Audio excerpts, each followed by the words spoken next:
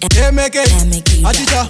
Kopatike, Kunza Koni, Wakayenda Kure, Ona, Amata Electra, Yatinde Mumambure, Ona, Nawana dem, Usacha Okashure, Kungemukazi Waloti baby, Ungaita Munyu, Wakayenda Kure, Wakandisila Ndirindeka baby, Mwene Chikungu, Usacha Okashure, Kungemukazi Waloti baby, Ungaita Munyu, Wakayenda Kure, Wakandisila Ndirindeka baby, Mwene Chikungu, Nonifungisa nipaendo rangarira, Nichipa kupasa iwe uchinimanyira, Novana kumashuru chiti auya uya, Shonipa manyengwe nindo kumbundira, Nonipaza ini mburo chinitisira, Chikapu chinonaka pepu chinibikira, Bebe zangu ini ni uchiniwachira, Upenyu wako baby ndo andoraramira, Usacha ukashure, Kungemukazi waloti baby, Ungaita Munyu, Wakayenda Kure, Wakandisila Ndirindeka baby, Mwene Chikungu, Usacha ukashure, Kungemukazi waloti baby, Ungaita Munyu, Wakayenda Kure, Wakandisila Ndirindeka baby,